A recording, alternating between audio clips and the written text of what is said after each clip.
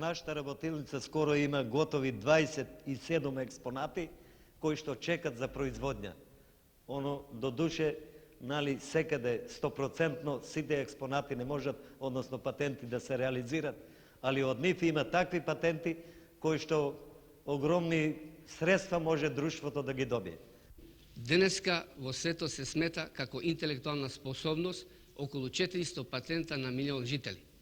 Во тој спектакл би могли да кажеме дека ние Македонија, кој имаме негде цирка од 1.600.000 жители, би требале годишно да даваме преку 620 патента.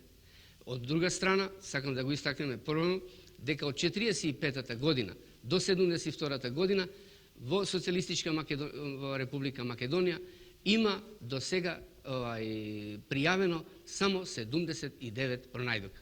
Нажалост, примената на патентите е скоро загрижувачка. За разлика од примената на патентите во другите земји во светот. Така да денеска веќе постои паролата да богатството на една земја не се мери по бројот на пријавените патенти, туку по бројот на апликуваните пронајдоци во технолошките процеси. Предност моја брава има на сите брави други. Тип корни, италијанска брави, западнемачки брави, поефикасно е. Као производјач се јави титан од камник, не се согласиме со цената и пред нешто кога се мисли да се дел стварите надо се делов. И тоа стана сега. Чекам тажа производјач во Македонија која е. И желба е моја да е тука да се производи кај нас.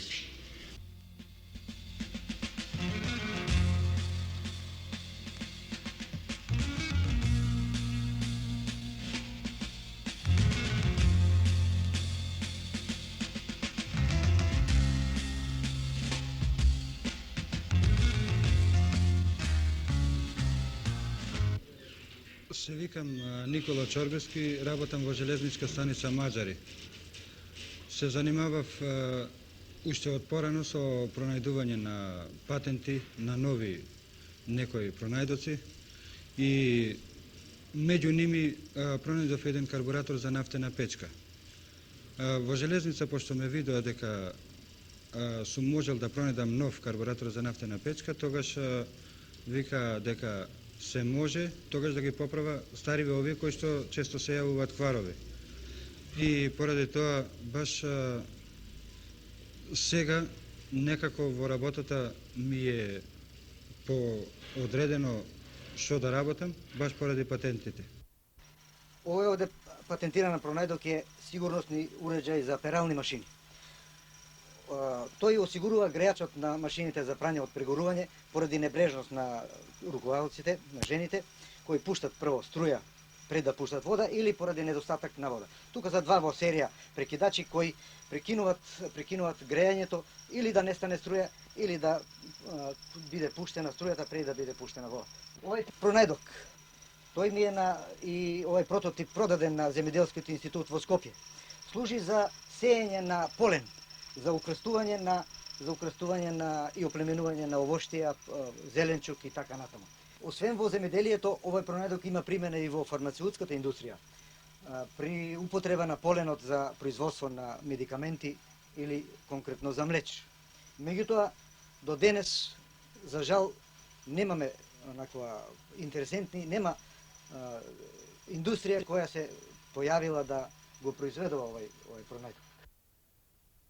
Тој беше понуден на Алфа Врање. Тие рекоа да се најде некој производјач кој што ќе го произведува карбураторот.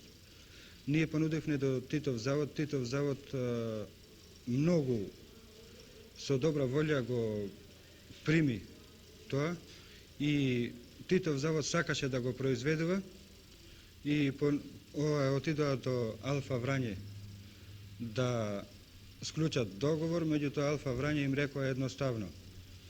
Пошто ќе пишува на карбураторот металски завод Тито и купувачите вика не ќе ни го купуваат и затоа не можеме да го откупиме, макар што сметаме да е подобар, го видеа тие прототипот.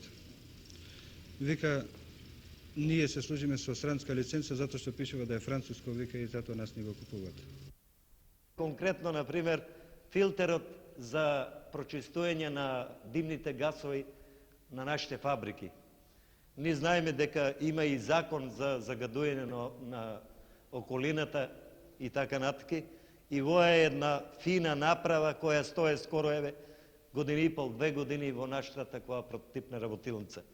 Тоа е една направа која што се става на самиот димњак на фабриката. Со една клапна димњакот се затвара и силом околности и натерува димните гасови да одат кроз оваа направа, така наречен патент за прочистување на прашините и димните гасови.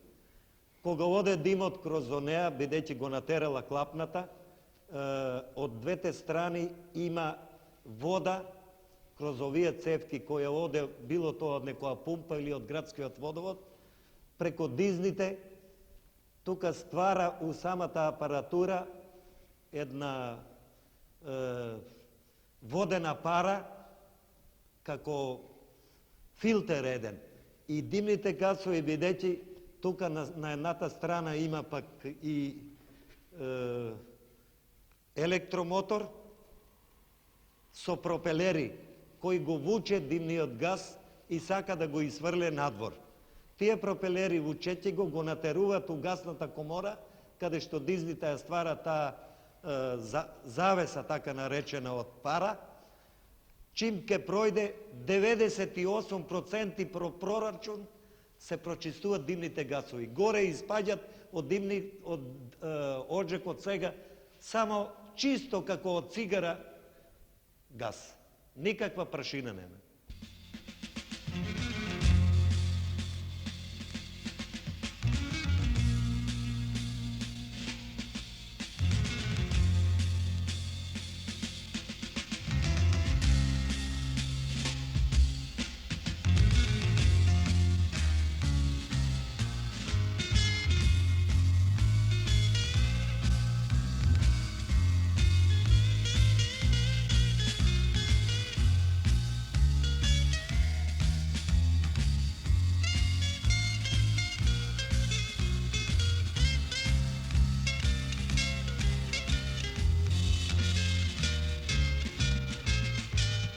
Јас се викам Кочковски Љубомир, сум раководител на железна калупара во фабрика за стакло Скопје.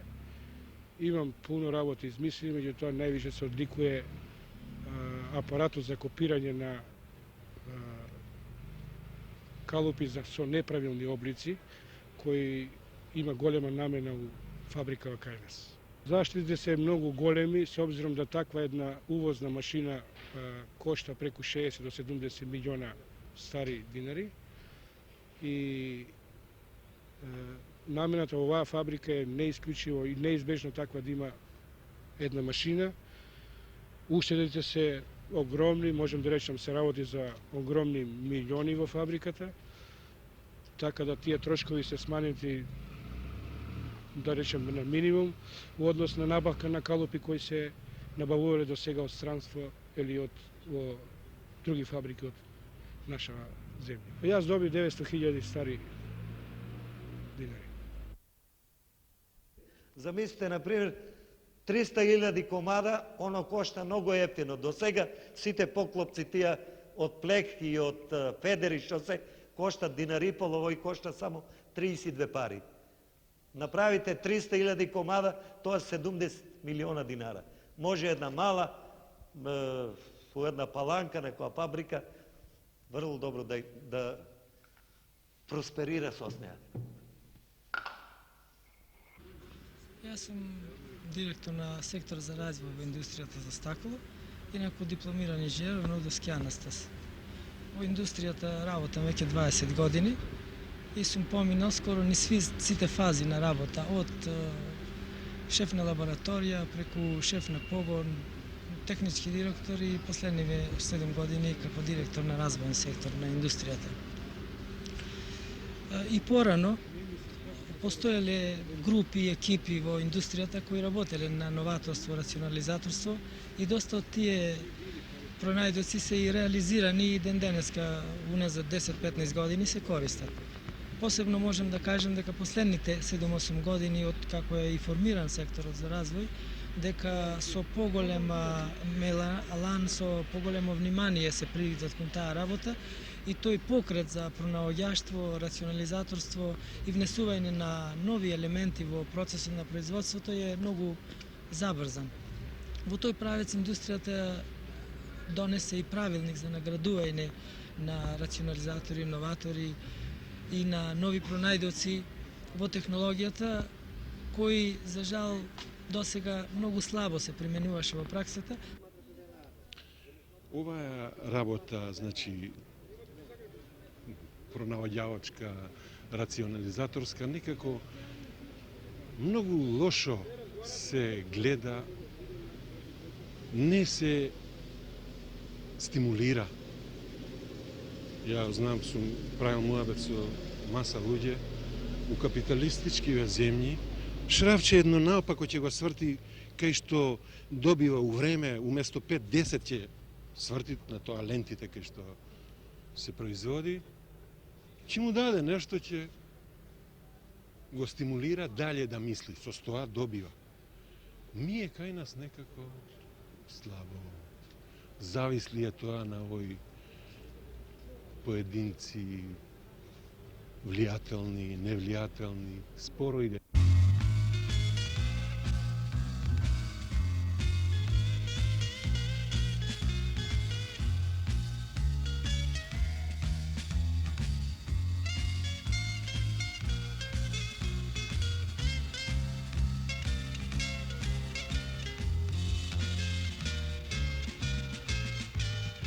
Завод ИТО очекува голема корист. Ние имаме искуство и порано дека многу наши работници со своите рационализации допринесува со унапредување на производњата, со намалување на шкарт, со намалување на квар на машини, со намалување на кршење на алат, со зголемување на продуктивност. Ми имаме такви рационализации што некој работник е успеал, рецимо имаме доста работници кои успееле можда за 150 па и 200% да ја намалат нормата, кои успееле да заменат високо квалификован работник да работи неквалификован работник на иста работа. Тоа са крупни уштедевини. Јас сум Куновски Здравко, кој работам во металскиот завод ИТО од 1.2.47 година. И тежната ми беше да допринесам што повише во моето работење и се стремив како порационално работите додат. Порано работев во погон Кошици, кај што имам таму мои 10 до 12 рационализации признати. Чак се више порано бев награден директно како прв рационализатор во Македонија од страна на Министерството тогашно. Сега сум префрлен во погон за пченици. И овдека ми е исто тежњата да допринесам што повише. Наравно, изработењето и некако ми паѓаат идеи кои што увек сум со идеите позитивно никој пат не сум кракирал. Ние у Југославија имаме доста лиценци, патенти, ја знам, али многу малку ситни рационализации кои са крупни, jer ситна рационализација од поголем број на директни производители, тоа е уште поголема уштеđевина. Jer не е малку, слушајте да ние за року 6 месеци створиме организација од преку 70 и неколку члена во нашата организација, кои веќе активно размислуваат, кои активно согледуваат потреба за допуна, за измена, за нешто ново. Тоа е многу важно. Овие машини су руски, имале така мани, што сум отклонил 2 фабрички мане, кои су биле од голем значај. Прва мана е било што машината која ќе дојде до најмал ход, машината ќе мораше да заглави и што ќе требаше да се вика луѓе од ремонт за да се машината ослободи. А тоа не кошташе многу скупо ценето, што значи мораше се утроши околу 4 до 5 сата. Додека ја дојдов на идеја, избушив таму си рупа која одговараше и што значи машината за 3 минута можеше да се ослободи. Пред него не са парите. Пред него е желја да нешто створи. Тоа е таа разлика, тоа е тој човек, специјален човек, тоа се специфични луѓе тие рационализатори и иноватори. Тоа е прва она морална ситуација кај него. И ние идеме баш на тоа да не толку идеме со награди на парични средства, него со награди со преводни знамиња, со преводни пехари, да се публицира во штампа, да се разговара со него. Не сум барал заради тоа што сметам оти, тоа не ме радuje нешто да ме награди, него важно е да работа води и да допринесе нешто повише, како на заводот, така да тоа просто ме и храни за да допринесе во што повише. До сега од овие, мислим, работи што сум направил, тек, мислам, сум предложен да бидам уметалец похвален и да бидам, мислам, предложен за награда. Тука имаме еден пронајдок, исто на еден наш другар, регулатор, со кој се регулира брзините на колите.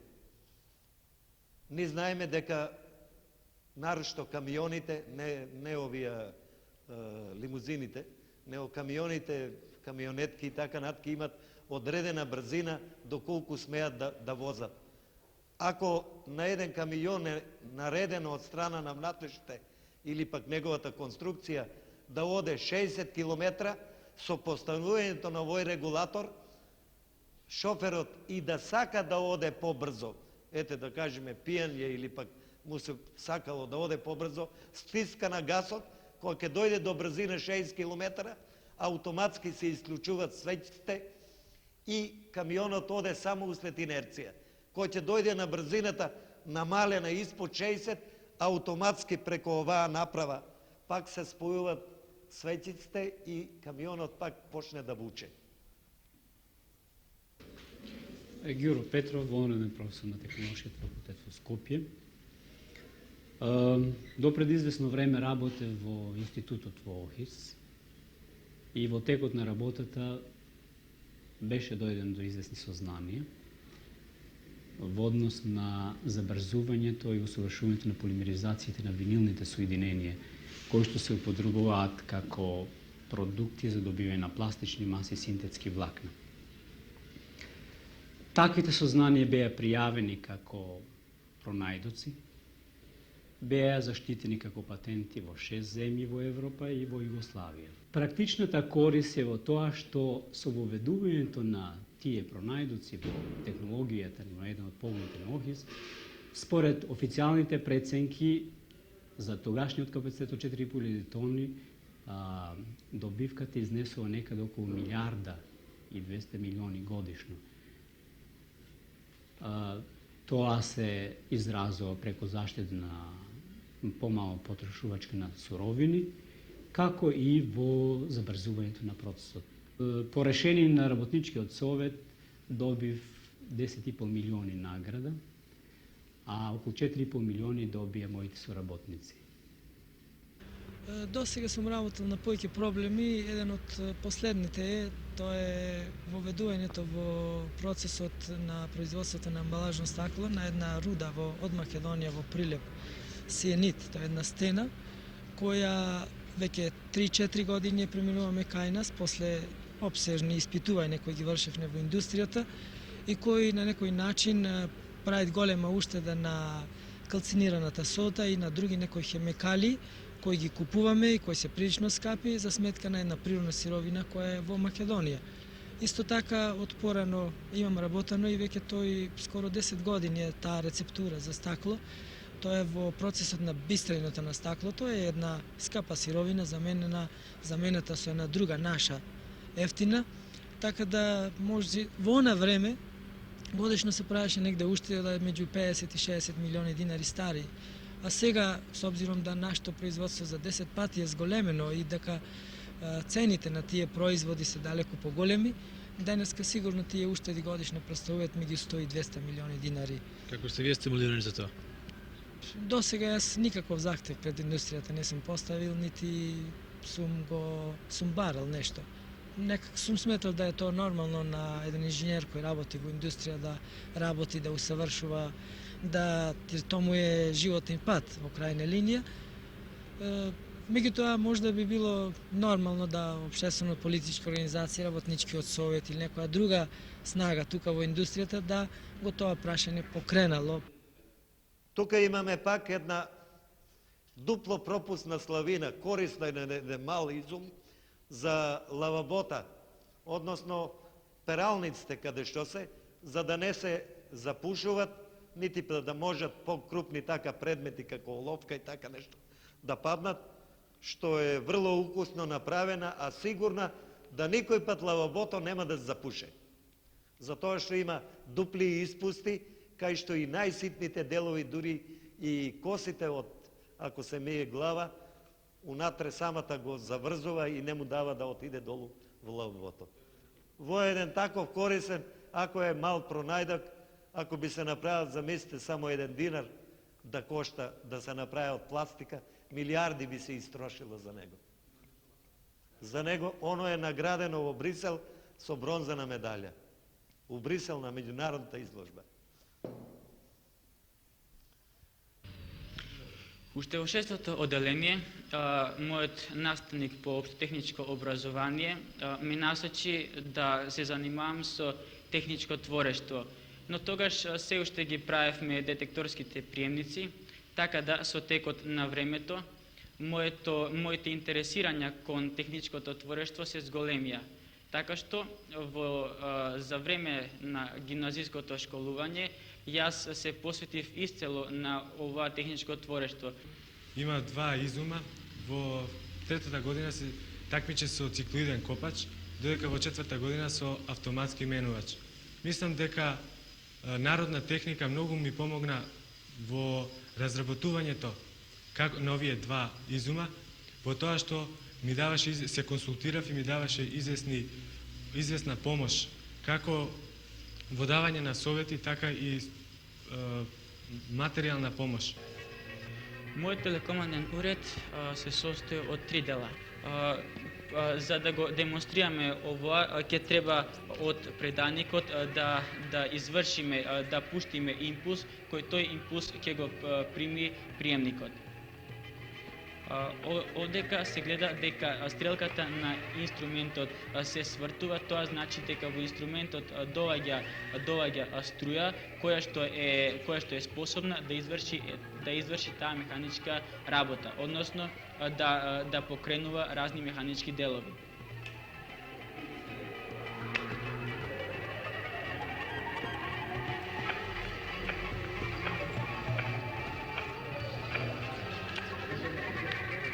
Овој принцип се користи, например, кај луноходот, кој денеска успешно шета по месечината. Потоа може да се користи и кај автомобилот, односно тој да се диригира без присуство на човекот. Се користи и кај разни бродови, кои што исто така одат по патот на сигналите. Може да се користи и во домаќинството, например, да се запали некоја печка или пак од автомобилот да се отвори вратата на гаражата. Тука имаме еден пронајдок на наш еден високо квалификован електричар, кој е многу корисен, не само корисен, него и ефтин. Према прорачунот за правење на еден оваков семафор, и сегашните кои се на електроника, разликата е до 400 до 500 пати поевтино. Овој семафор е гледан од нашите предпријатија и установи, како патишта, така и народна милиција и сите, али ете така не може никој да се реше да го земат во производња да се проба. Ми кошта много, зашто не е само тој патент кај мене, имам и други ствари, може да почнем околу 2-2,5 милиона динара, може и повише. Да, а време околу 15 години работа. Конкретно оваа ствар од 4 години наука е. Оној кој сака да стане рационализатор, кој сака навистина нешто да измисли, да даде на нашето општество, он треба да се жртвuje не само материјално, него многу ноќи неспиени. А то имаме доста примери дека саботите, неделите и празниците се најдобри денови кога он може да работи, да нешто создава. Тоа значи откажувањето од онај нормален живот што модерното општество му го денеска пружи. Со пронаѓаштво, ако така може да се рече, се бавам уште од дете.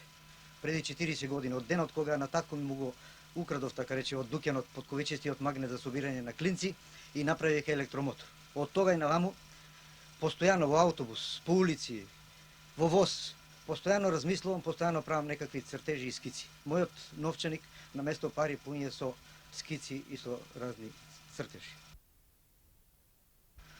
Ова пасија не може со цифри да се изрази.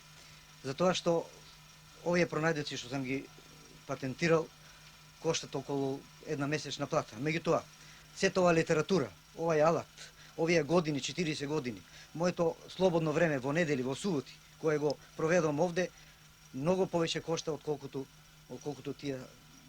тој износ кој е изразен како материјални трошкови во овие патенти. Од друга страна, како што гледате, ништо. Само тоа да биде негиран, да биде изложуван на критика, па и јавна критика, бидејќи на некој начин сакал да го реализира и да се тој пронајд го материализира. И често е уште поголема трагедија е таја што голем број на пронајдоци кои се нуда на поедини предпријатија, они не го гледаат пронајдокот како таков, туку и колку оно ќе допринесе финансиски на предпријатието или колку ќе допринесе за водењето, подобрувањето на технолошкиот процес, туку важно е прашањето кој е пронајдувач, што на жалост е многу лошо. Во друштвото постојат уште многу други поситни пронајдоци, нарочно така што можат полесно да се изработуват и сето тоа ако се реализира, ја не знам како да кажам, ако претерам не милиони, него може и милиарди лежат тука. Поради незаинтересираност на нашата привреда или пак како тоа, према нашето студирање во друштвото постојат разни причини.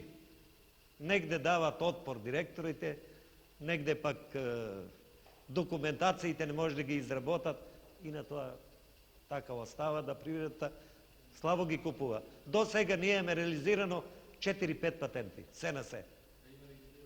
А имаме регистрирано околу 50 и кусор.